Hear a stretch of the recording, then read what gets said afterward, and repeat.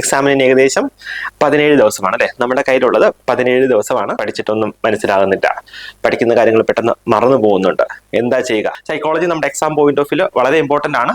പല പ്രാവശ്യവും പല രീതിയിൽ എക്സാംസിന്റെ ക്വസ്റ്റ്യൻ ചോദിക്കുന്നത്. Hi all, welcome back to Eduz Academy. അപ്പോൾ നമ്മുടെ DME സ്റ്റാഫ് നഴ്സ് എക്സാമിനെ എല്ലാവരും നല്ല രീതിയിൽ പ്രിപ്പയർ ചെയ്യുന്നു എന്ന് ഞാൻ വിശ്വസിക്കുന്നു. എക്സാമിന് ഏകദേശം 17 ദിവസമാണ് അല്ലെ നമ്മുടെ കയ്യിലുള്ളത്. 17 ദിവസമാണ്. അപ്പോൾ നിങ്ങളുടെ പഠനമൊക്കെ നല്ല രീതിയിൽ തന്നെ മുന്നോട്ട് പോകട്ടെ. അതായത് ഇപ്പൊ പഠിക്കുന്നതിനേക്കാളും കുറച്ചുകൂടെ ആവേശത്തോടെ തന്നെ നിങ്ങൾക്ക് പഠിക്കാൻ കഴിയട്ടെ. പല സ്റ്റുഡൻസും നമ്മളോട് ചോദിക്കുന്നുണ്ട്, സർ പഠിച്ചിട്ടൊന്നും മനസ്സിലാകുന്നില്ല, പഠിക്കുന്ന കാര്യങ്ങൾ പെട്ടെന്ന് മറന്നു പോകുന്നുണ്ട്, എന്താ ചെയ്യുക? ആക്ച്വലി ഞാൻ നിങ്ങളോട് എല്ലാവരോടും പറയാണ്, നമ്മുടെ ജീവിതം എന്ന് പറയുന്നത് ഒരു യുദ്ധമാണല്ലേ. ആക്ച്വലി നമുക്ക് നമ്മുടെ ജീവിതത്തെ ഒരു ബാറ്റിലിനോട് നമുക്ക് ഉപമിക്കാം അല്ലെ. അതായത് പലരും പല പ്രശ്നങ്ങളോട് പൊരുതി ജീവിതം മുന്നോട്ട് കൊണ്ടുപോകുന്നവരാണ് നമ്മളെല്ലാവരും. അപ്പം ഈ ഒരു ബാറ്റിലിന് ഇറങ്ങിക്കഴിഞ്ഞാൽ അല്ലെങ്കിൽ ഒരു യുദ്ധത്തിന് ഇറങ്ങിക്കഴിഞ്ഞാൽ ആരും പിന്മാറി പോകാറില്ല അല്ലെ. എല്ലാവരും അവരവർക്ക് ചെയ്യേണ്ടുന്ന റോള് ഏറ്റവും നന്നായിട്ട് ചെയ്യുക. അത് തന്നെയാണ് നമ്മുടെ ജീവിതത്തിൽ നമ്മൾ ചെയ്യേണ്ടത്. അതായത് പഠിച്ചിട്ടില്ല അല്ലെങ്കിൽ പഠിച്ചിട്ട് മനസ്സിലാകുന്നില്ല എന്നൊക്കെ പറഞ്ഞ് നമ്മൾ ഓരോരോ കാരണം പറഞ്ഞ് നമ്മൾ പുറകിലേക്ക് മാറിപ്പോകാതെ വളരെ ധീരതയോടെ നമ്മൾ പൊരുതുക. അതായത് ജീവിതം എന്ന യുദ്ധത്തിനോട് നമ്മൾ എന്ത് ചെയ്യുക? വളരെ ധീരമായിട്ട് തന്നെ പൊരുതുക. കൺസിസ്റ്റന്റ് ആയിട്ട് അവസാനം വരെ പൊരുതുകയാണെങ്കിൽ, ഞാൻ പറയുന്നു, അവസാനം വരെ നിങ്ങൾ പൊരുതുകയാണെങ്കിൽ വിജയം നിങ്ങളോടൊപ്പം തന്നെ ഉണ്ടാകും കേട്ടോ.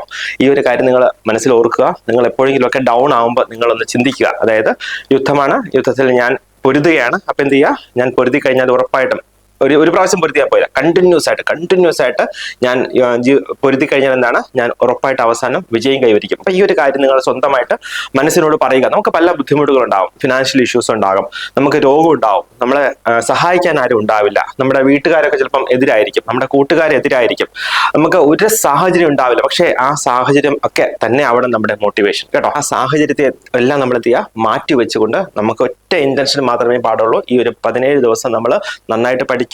വിയർപ്പ് ഒഴുക്കി തന്നെ നിങ്ങൾ പഠിക്കുക കേട്ടോ. ഉറപ്പായിട്ട് നിങ്ങൾക്ക് വിജയിക്കാനായിട്ട് കഴിയും. അതിനെ നിങ്ങളെ സഹായിക്കാൻ നമ്മൾ എപ്പോഴും നിങ്ങളുടെ കൂടെ ഉണ്ടായിരിക്കും. അപ്പോൾ കഴിഞ്ഞ വീഡിയോയിൽ ഞാൻ ചോദിച്ചിരുന്നു നിങ്ങൾക്ക് ആവശ്യമുള്ള ടോപ്പിക്സ് പറയുക എന്ന്. നമുക്ക് കുറേ കമന്റ് കിട്ടിയിരുന്നു. അതായത് സൈക്കോളജി, സോഷ്യോളജിക്ക് ആയിരുന്നു പലരും ചോദിച്ചിരുന്നത്.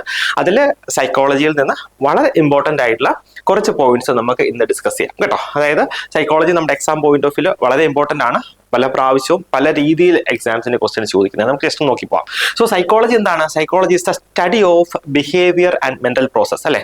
നമ്മുടെ മനുഷ്യന്റെ ബിഹേവിയർ, പെരുമാറ്റം എങ്ങനെയാണ്, മനസ്സിന്റെ ചിന്തകൾ എങ്ങനെയാണ്, അല്ലെങ്കിൽ മനസ്സിലെ പ്രോസസ്സ് എങ്ങനെയാണ്, ഇങ്ങനെയുള്ള കാര്യങ്ങളെ കുറിച്ചുള്ള സയന്റിഫിക് ആയിട്ടുള്ള സ്റ്റഡിയാണ് നമ്മൾ ഇത് പറയുക സൈക്കോളജി എന്ന് പറയുക.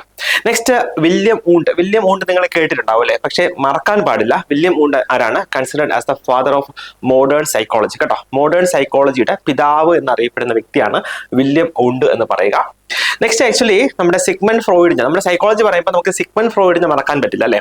സോ സിഗ്മണ്ട് ഫ്രോയിഡിന്റെ വളരെ പ്രശസ്തമായ ഒരു തിയറിയാണ് സൈക്കോ അനലിറ്റിക് തിയറി അല്ലെ. സിഗ്മണ്ട് ഫ്രോയിഡിന്റെ വളരെ പ്രശസ്തമായ ഒരു തിയറിയാണ് psycho analytic theory. So actually അതിൽ നമ്മുടെ മെന്റൽ പ്രോസസ്സിന്റെ സൈക്കയെ കുറിച്ച് പറഞ്ഞിട്ടുണ്ട് അല്ലെ. മെന്റൽ പ്രോസസ്സിന്റെ സൈക്കയെ കുറിച്ച് പറഞ്ഞിട്ടുണ്ട്. സോ അതിൽ മെയിനായിട്ട് 3 സ്റ്റേജസ് ആണ് പറയുക. പല പ്രാവശ്യം ചോദിച്ചിട്ടുള്ളതാണ്. Id, ego, super ego. അപ്പൊ നമുക്കറിയാം ഇഡ് എപ്പോഴും ഓപ്പറേറ്റ് ചെയ്യുന്നത് എങ്ങനെയാണ്? Pleasure principle. അതായത് നമ്മളൊരു കടയിൽ കയറി ഒരു സാധനം കണ്ടു കഴിഞ്ഞാൽ നമ്മുടെ കയ്യിൽ കാശില്ല, പക്ഷെ നമുക്കത് വേണം. സോ എന്ത് പറയും? ഇഡ് പറയും, നീ എടുത്തോ, കുഴപ്പമൊന്നുമില്ല, നീ കണ്ടതല്ല, നീ എടുത്തോ, കണ്ടെങ്കിൽ അതെല്ലാം നിന്റേതാണെന്ന് പറഞ്ഞിട്ട് എന്ത് ചെയ്യും? എടുക്കാനായിട്ട് പറയും. സോ അതാണ് ആ സമയത്തുള്ള പ്ലഷറിന് വേണ്ടി പ്രവർത്തിക്കുന്നതാണ് ഇഡ് എന്ന് പറയുക. എന്നാൽ ഈഗോ എന്താണ്? Ego functions on the reality principle. അതായത് ഈഗോ പറയും, ഇല്ല അവിടെ CCTV ഉണ്ട്, കടക്കാരനുണ്ട്, പുള്ളി അത് കാണും, കണ്ടു കഴിഞ്ഞാൽ പോലീസിന് കംപ്ലൈന്റ് ചെയ്യും, പോലീസ് വന്ന് നിന്നെ പിടിച്ചുകൊണ്ട് പോകും. സോ അതുകൊണ്ട് എന്താണ്? ഈഗോ പറയും, നീ അത് എടുക്കരുത്, കാരണം എടുത്തു കഴിഞ്ഞാൽ അത് പ്രശ്നമാകും എന്ന് പറയും. അതിനെയാണ് നമ്മൾ ഈഗോ എന്ന് പറയുക. Functions on the basis of reality principle. Next മൂന്നാമത്തേത് സൂപ്പർ ഈഗോ. എന്താണ് super ego? Represents moral concerns. അതായത് മോറൽ കൺസേൺസ് എന്ന് പറഞ്ഞാൽ അറിയാലേ, നമ്മുടെ മനസ്സ് നമുക്ക് തന്നെ അറിയാം ചില കാര്യങ്ങൾ ചെയ്താൽ നല്ലതാണ്, ശരിയാണ്, ചില കാര്യങ്ങൾ തെറ്റാണ്. സോ മൊറാലിറ്റി ബേസ് ചെയ്തിട്ട് പറയുന്നതാണ് ഈ സൂപ്പർ ഈഗോ എന്ന് പറയുന്നത്. Super ego represents moral concerns. അപ്പൊ ഇനി ഇത് കാര്യം മറക്കരുത്, വളരെ ഇമ്പോർട്ടന്റ് ആണ്, സാധാരണ ചോദിക്കുന്നതാണ്. നെക്സ്റ്റ് നമ്മൾ ക്ലാസിക്കൽ കണ്ടീഷനിങ്, ഓപ്പറന്റ് കണ്ടീഷനിങ് അല്ലെ. നമ്മൾ പല പ്രാവശ്യം കേട്ടിട്ടുള്ള കാര്യമാണ്. So classical conditioning was first demonstrated by Ivan Pavlov കേട്ടോ. ഇവാൻ പാവ്ലോ ആണ് ക്ലാസിക്കൽ കണ്ടീഷനിങ് ഫസ്റ്റ് ആയിട്ട് എക്സ്പ്ലെയിൻ ചെയ്യുന്നത്. ഓപ്പറന്റ് കണ്ടീഷനിങ് ആണെങ്കിലോ ഡെവലപ്ഡ് ബൈ BF സ്കിന്നർ കേട്ടോ. സ്കിന്നർ ആണ് ഓപ്പറന്റ് കണ്ടീഷനിങ് എന്ന തിയറി ഡെവലപ്പ് ചെയ്യുന്നത്. നെക്സ്റ്റ് ഇന്റലിജൻസ് ക്വോഷ്യന്റ് വളരെ പ്രാവശ്യം ചോദിച്ചിട്ടുള്ളതാണ്, ഒരുപാട് പ്രാവശ്യം ചോദിച്ചിട്ടുള്ളതാണ്.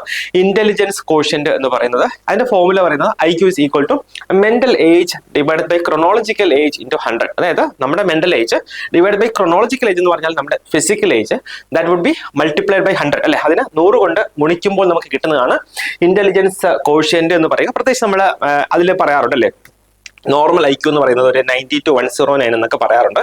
അതിൽ താഴെ വന്നു കഴിഞ്ഞാൽ നമ്മൾ മെന്റൽ റിട്ടാർഡേഷൻ എന്ന് പറയാറുണ്ട്. സോ ഈ സ്റ്റേജസ് ഓഫ് MR റിലേറ്റ് ചെയ്തിട്ട് ക്വസ്റ്റ്യൻസ് ചോദിക്കാറുണ്ട്. സോ മെന്റൽ റിട്ടാർഡേഷൻ മൈൽഡ് എന്ന് പറയുന്നത് IQ 50 to 70 ആണ്, മോഡറേറ്റ് ആണെങ്കിൽ 35 to 50 ആണ്, സിവിയർ ആണെങ്കിൽ 20 to 35 ആണ്, പ്രൊഫൗണ്ട് ആണെങ്കിൽ <20 ആണ്. ഇത് ഇമ്പോർട്ടന്റ് ആണ്. ഇത് പഠിക്കാൻ ഒരു ട്രിക്ക് കൂടെ ഞാൻ പറഞ്ഞു തരട്ടെ. അതായത് ആദ്യത്തെയും അവസാനത്തെയും നോക്കുക, തമ്മിൽ വ്യത്യാസം വരിക 20 ആണ് കേട്ടോ. അതായത് 50യും 70യും തമ്മിലുള്ള വ്യത്യാസം 20 ആണ്. ലാസ്റ്റ് നോക്കിയ ഒരു 20 ആണ്, <20. ബാക്കി അതിനിടയ്ക്കുള്ള രണ്ടെണ്ണം ആണെങ്കിൽ അതിന്റെ ഡിഫറൻസ് എത്രയാണ് വരിക? 15 ആണ് വരിക. സോ അങ്ങനെ തന്നെ ഓർക്കുക. മൈൽഡ്, മോഡറേറ്റ്, സിവിയർ, പ്രൊഫൗണ്ട് നിങ്ങൾ മറക്കത്തില്ലല്ലോ. Mild, moderate, severe, profound. Mild എന്ന് പറഞ്ഞാൽ 50 to 70, moderate 35 to 50, severe 20 to 35, profound <20. വളരെ ഇമ്പോർട്ടന്റ് ആണ്, മറക്കരുത് കേട്ടോ, ചോദിക്കുന്നതാണ്. Next insight learning was proposed by Wolfgang Kohler കേട്ടോ. അല്ലെങ്കിൽ ഓർക്കുക, ഇൻസൈറ്റ് ലേണിംഗ് പ്രപ്പോസ് ചെയ്ത് കോഹ്ലർ ആണെന്ന് ഓർക്കുക കേട്ടോ.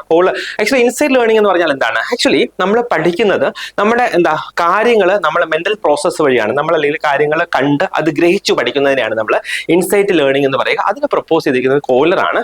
നെക്സ്റ്റ് ട്രയൽ ആൻഡ് എറർ എന്ന് പറഞ്ഞാൽ അതിന്റെ ജസ്റ്റ് ഓപ്പോസിറ്റ് ആണ്. അതായത് ഇൻസൈറ്റ് ലേണിംഗിന്റെ ജസ്റ്റ് ഓപ്പോസിറ്റ് ആണ് ട്രയൽ ആൻഡ് എറർ എന്ന് പറയുക. Was described by Edward Thorndike കേട്ടോ. തോണ്ടൈക്ക് ആണ് ട്രയൽ ആൻഡ് എറർ എന്ന തിയറി ഡിസ്ക്രൈബ് ചെയ്യുന്നത്. അപ്പൊ ട്രയൽ ആൻഡ് എറർ എന്ന് പറഞ്ഞാൽ എന്താണ്? നമ്മളൊരു കാര്യം പഠിക്കുക, അത് ആദ്യം ചെയ്യും, അത് തെറ്റും. അതായത് ജസ്റ്റ് ഒന്ന് ട്രൈ ചെയ്ത് നോക്കും, അത് തെറ്റും, വീണ്ടും ട്രൈ ചെയ്ത് നോക്കും, അത് തെറ്റും. അതാണ് ട്രയൽ എറർ. പിന്നെ അവസാനം ഒരു സൊല്യൂഷൻ നമ്മൾ തന്നെ കണ്ടെത്തും. അതിനാണ് നമ്മൾ ട്രയൽ ആൻഡ് എറർ മെത്തേഡ് എന്ന് പറയുക. അത് ഡിസ്ക്രൈബ് ചെയ്തത് എഡ്വാർഡ് തോണ്ടൈക്ക് ആണ്. നെക്സ്റ്റ് വളരെ ഇമ്പോർട്ടന്റ് ആയിട്ടുള്ള രണ്ട് ടെർമിനോളജി ആണ്. ഒന്ന് ട്രാൻസ്ഫറൻസും, രണ്ട് കൗണ്ടർ ട്രാൻസ്ഫറൻസും. പല പ്രാവശ്യം എക്സാമിൽ ചോദിച്ചിട്ടുള്ളതാണ്. അപ്പൊ ട്രാൻസ്ഫറൻസ് എന്താണ്? Unconscious redirection of feelings from the patient toward the therapist or the nurse. അപ്പം അവിടെ ആക്ച്വലി പേഷ്യന്റിന് എന്താണ്, പേഷ്യന്റ് അറിയാതെ തന്നെ അൺകോൺഷ്യസ് ആയിട്ട് തന്നെ കുറെ ഫീലിങ്സ് ഈ നഴ്സിന്റെ അടുത്തേക്ക് അല്ലെങ്കിൽ തെറാപ്പിസ്റ്റിന്റെ അടുത്തേക്ക് റീഡയറക്ട് ചെയ്ത് പോകുന്നു. അതിനെയാണ് ട്രാൻസ്ഫറൻസ് എന്ന് പറയുക. അതായത് ഇപ്പം ഒരു പേഷ്യന്റ് ഉണ്ട്, പേഷ്യന്റ് ഹോസ്പിറ്റലിൽ അഡ്മിറ്റഡ് ആണ്. അപ്പോൾ ഈ നഴ്സ് കെയർ കൊടുക്കുമ്പോൾ ആക്ച്വലി വളരെ കെയറിങ് ആറ്റിറ്റ്യൂഡ് കൂടിയാണ് പുള്ളിക്കാരി കെയർ കൊടുക്കുക. അപ്പൊ ആക്ച്വലി ഈ പേഷ്യന്റ് തോന്നും ഇതെന്റെ അമ്മയെ പോലെയാണ്. സോ ആ ഒരു പോലെ നമ്മൾ പറയാറുണ്ടല്ലോ, അതിനാണ് നമ്മൾ ട്രാൻസ്ഫറൻസ് എന്ന് പറയുക. ട്രാൻസ്ഫറൻസ് എന്ന് പറയുക. നെക്സ്റ്റ് അതിന്റെ ഓപ്പോസിറ്റ് ആണ് കൗണ്ടർ ട്രാൻസ്ഫറൻസ് എന്ന് പറയുന്നത്. എന്താണ്? The nurses or therapist emotional reaction to the patient. അതായത് നഴ്സിന് പേഷ്യന്റിനോട് എന്ത് തരത്തിലുള്ള ഇമോഷണൽ റിയാക്ഷൻ ആണോ തോന്നുന്നത്, അതിനെയാണ് നമ്മൾ കൗണ്ടർ ട്രാൻസ്ഫറൻസ് എന്ന് പറയുക. ഉദാഹരണമായി പറഞ്ഞു കഴിഞ്ഞാൽ ഈ നേരത്തെ പറഞ്ഞ അതേ കാര്യം തന്നെയാണ്. നേഴ്സ് പേഷ്യന്റിന് കെയർ കൊടുക്കുമ്പം എൻ്റെ മകനെ പോലെയാണ് എന്ന് ഓർത്തിട്ട് കെയർ കൊടുക്കുന്നു. അതിനാണ് നമ്മൾ എന്ത് പറയുക? കൗണ്ടർ ട്രാൻസ്ഫറൻസ് എന്ന് പറയുക. മറന്നു പോകരുത്, എക്സാമ്പിളൊക്കെ കോട്ട് ചെയ്തിട്ട് ഇവിടെ നിന്ന് ക്വസ്റ്റ്യൻസ് ചോദിക്കാറുണ്ട്. നെക്സ്റ്റ് ഡെലൂഷൻ എന്താണ്? ഞാൻ പല പ്രാവശ്യം പറഞ്ഞിട്ടുള്ളതാണ്. False fixed belief not based on reality. യാഥാർത്ഥ്യവുമായിട്ട് യാതൊരു വിധത്തിലും അടുപ്പമില്ലാത്ത കാര്യങ്ങൾ എന്ത് ചെയ്യുന്നു? ഉറച്ച് വിശ്വസിക്കുന്നു. അതിനാണ് നമ്മൾ ഡെലൂഷൻ എന്ന് പറയുക. ഹലൂസിനേഷൻ ആണെങ്കിലോ false sensory perception without external stimuli. അതായത് ഇപ്പോൾ എക്സ്റ്റേണൽ സ്റ്റിമുലൈ ഒന്നും ഉണ്ടാവില്ല, പക്ഷെ ഫോൾസ് ആയിട്ടുള്ള സെൻസറി പെർസെപ്ഷൻ ഉണ്ടാകുന്നതിനെയാണ് നമ്മൾ ഹലൂസിനേഷൻ എന്ന് പറയുക. നെക്സ്റ്റ് യൂസ്ട്രസും ഡിസ്ട്രസും. ആക്ച്വലി എന്നോട് പലരും പറയാറുള്ള സ്ട്രെസ് എന്ന് പറയുമ്പോൾ ആക്ച്വലി ഞാൻ പറയുന്നത് ഈ യൂസ്ട്രസ് എപ്പോഴും നല്ലതാണ്. യൂസ്ട്രസ് എന്ന് പറഞ്ഞാൽ എന്താണ്? Positive stress that motivates. അതായത് എക്സാം വരുന്നു, എനിക്കൊരു സ്ട്രെസ് ഉണ്ട്, സ്ട്രെസ് ഉണ്ടെങ്കിലേ നിങ്ങൾ പഠിക്കത്തുള്ളൂ. പക്ഷേ ആ സ്ട്രെസ്സിന് ഒരു പരിധി നിശ്ചയിക്കണം. അതിനാണ് നമ്മൾ യൂസ്ട്രസ് എന്ന് പറയുക. അതായത് നല്ല സ്ട്രെസ് ആണ്, അതെന്താ ഇൻഡിക്കേറ്റ് ചെയ്യുക? അത് നമ്മൾ ആക്ച്വലി നമ്മളെ മോട്ടിവേറ്റ് ചെയ്യുന്നു, അല്ലെങ്കിൽ നമ്മളെ ഗോളിലേക്ക് അറ്റൈൻ ചെയ്യാനായിട്ട് പ്രേരിപ്പിക്കുന്നു. അതിനാണ് നമ്മൾ യൂസ്ട്രസ് എന്ന് പറയുക. ഡിസ്ട്രസ് എന്താണ്? Negative stress causing dysfunction. ഏതെങ്കിലും ഒരു നെഗറ്റീവ് സ്ട്രെസ് ഒരു ഡിസ്ഫങ്ഷൻ ഉണ്ടാക്കുന്നുവെങ്കിൽ, അതായത് ഈ സ്ട്രെസ് കൂടുതലായി കഴിഞ്ഞാൽ എന്ത് ചെയ്യും? അത് ഡിസ്ട്രസ്സിലേക്ക് പോകും. അങ്ങനെ ആയിക്കഴിഞ്ഞാൽ നമുക്ക് പഠനം നേരെ കൊണ്ടുപോകാൻ, അല്ലെങ്കിൽ ഏതൊരു കാര്യമാണെങ്കിലും നമുക്ക് പ്രോപ്പർ ആയിട്ടുള്ള ഡിസിഷൻ ഒന്നും എടുക്കാൻ കഴിയില്ല. അതിനാണ് നമ്മൾ ഡിസ്ട്രസ് എന്ന് പറയുക. അപ്പം യൂസ്ട്രസ്, ഡിസ്ട്രസ് ഓർത്തോണം. നെക്സ്റ്റ് ഈഡിപ്പസ് കോംപ്ലക്സ് ആണ്. ഈഡിപ്പസ് കോംപ്ലക്സ് എന്താണ്? ഫ്രോയിഡിന്റെ തന്നെ സൈക്കോ അനലിറ്റിക്കൽ തിയറിയിൽ പറഞ്ഞിട്ടുള്ളതാണ്. ഈഡിപ്പസ് കോംപ്ലക്സ് എന്താണ്?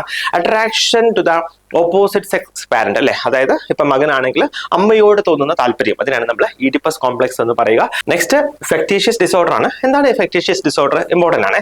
Intentionally produces physical or psychological symptoms to assume sick role without external incentive. അതായത് അവിടെ നമുക്ക് ഒരു പ്രത്യേകിച്ച് എക്സ്റ്റേണൽ ഇൻസെന്റീവ് ഒന്നുമില്ല, പക്ഷെ ഒരു സ്ട്രെസ് വരുമ്പോൾ അല്ലെങ്കിൽ ഒരു പ്രോബ്ലം വരുമ്പോൾ നമ്മൾ എന്ത് ചെയ്യുന്നു, ഇന്റൻഷനലി തന്നെ നമ്മൾ ഫിസിക്കൽ അല്ലെങ്കിൽ സൈക്കോളജിക്കൽ സിംറ്റംസ് നമ്മൾ പ്രൊഡ്യൂസ് ചെയ്യുന്നു, എന്നിട്ട് സുഖമില്ല അല്ലെങ്കിൽ ഒരു സിക്ക് റോൾ പൊസിഷൻ നമ്മൾ അസ്യൂം ചെയ്യുന്നു. അതിനാണ് നമ്മൾ ഫെക്ടീഷ്യസ് ഡിസോർഡർ എന്ന് പറയുക. നെക്സ്റ്റ് നോക്കിയേ, മെലിംഗറിങ്. മെലിംഗറിങ് എന്താണ്? Is faking illness four external gain. അതായത് ഇപ്പം കാഷ്വാലിറ്റിയിൽ വളരെ തിരക്കാണ്, അപ്പം വളരെ നല്ല തിരക്കായിട്ട് പേഷ്യൻസ് വന്നുകൊണ്ടിരിക്കുമ്പോൾ എന്താണ്, പെട്ടെന്ന് കുഴഞ്ഞു വീഴുന്നു, അല്ലെങ്കിൽ പെട്ടെന്ന് വളരെ സിവിയർ ആയിട്ടുള്ള തലവേദന വരുന്നു. എന്താണ് അത്? ശരിക്കും വരുന്നതല്ല, അവർ ആക്ട് ചെയ്യുന്നതാണ്. എന്തിനാണ്? ആ ജോലിയിൽ നിന്ന് ഒന്ന് മാറി നിൽക്കാൻ വേണ്ടി. അതിനാണ് നമ്മൾ എക്സ്റ്റേണൽ ഗെയിൻ എന്ന് പറയുക. അതേസമയം ഫെക്ടീഷ്യസ് ഡിസോർഡർ എന്ന് പറഞ്ഞാൽ എന്താണ്?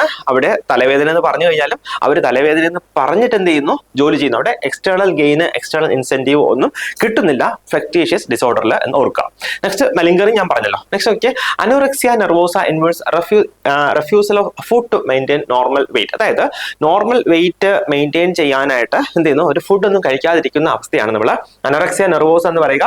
ബുളീമിയ നെർവോസ് എന്താണ്? Involves binge eating and purging. എന്താണ് ബിഞ്ച് ഈറ്റിംഗ് എന്ന് പറയുക? കാണുന്നതൊക്കെ വലിച്ചു വാരി അങ്ങ് കഴിക്കുക. അത് കഴിഞ്ഞിട്ട് എന്താണ്, കുറ്റബോധം തോന്നുന്നു, ഞാൻ കഴിച്ചത് കൂടിപ്പോയി, ഞാൻ വണ്ണം വയ്ക്കും എന്നൊക്കെ കുറ്റബോധം ഉണ്ടായിട്ട് എന്ത് ചെയ്യുന്നു, അതൊക്കെ ഒമിറ്റ് ചെയ്ത് കളയുന്നു. അതിനാണ് നമ്മൾ എന്ത് പറയുക, ബുളീമിയ നെർവോസ എന്ന് പറയുക കേട്ടോ, ബുളീമിയ നെർവോസ എന്ന് പറയുക.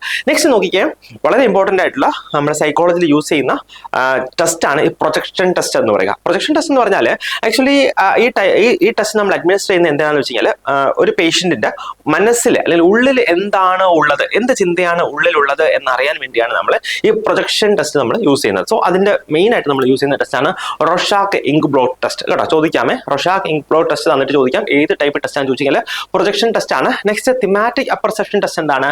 Assess personality through story telling. അതായത് ഒരു കഥ പറയാൻ പറഞ്ഞിട്ട് അയാളുടെ പേഴ്സണാലിറ്റി അതിൽ നിന്ന് അസസ് ചെയ്യുന്നതിനാണ് നമ്മൾ തിമാറ്റിക് അപ്പർസെപ്ഷൻ ടെസ്റ്റ് എന്ന് പറയുക. Next Minnesota multiphasic personality inventory കേട്ടോ, MMPI, Minnesota multiphasic personality inventory. സാധാരണ നമ്മുടെ സൈക്കോ പത്തോളജിയിലൊക്കെ യൂസ് ചെയ്യുന്ന ഒരു ടെസ്റ്റ് ആണ് എന്നുകൂടി ഓർക്കുക. സോ ഇതാണ് നമുക്ക് ആക്ച്വലി ബേസിക് ആയിട്ട് സൈക്കോളജിയിൽ നിന്ന് വളരെ ഇമ്പോർട്ടന്റ് ആയിട്ട് ഡിസ്കസ് ചെയ്യേണ്ടതായിട്ടുണ്ടായിരുന്നത്. അപ്പം ഞാൻ പറഞ്ഞല്ലോ, നിങ്ങൾ നന്നായിട്ട് പഠിക്കുക. എല്ലാ സപ്പോർട്ടും നമ്മുടെ ജിസ് അക്കാഡമിയുടെ ഭാഗത്തു നിന്നുണ്ടാകും. ഇനി ഇതുപോലെ ഏതെങ്കിലും നിങ്ങൾക്ക് പഠിക്കാൻ ബുദ്ധിമുട്ടുള്ള ടോപ്പിക്സ് ജസ്റ്റ് ഈ വീഡിയോ താഴെ കമന്റ് ചെയ്താൽ മതി. ഉറപ്പായിട്ട് ഞങ്ങൾ ഡീറ്റെയിൽ ആയിട്ടുള്ള വീഡിയോ തന്നെ ചെയ്യുന്നതായിരിക്കും. അപ്പോൾ എല്ലാവരും നന്നായിട്ട് പഠിക്കുക. എല്ലാവർക്കും ഓൾ ദി ബെസ്റ്റ്.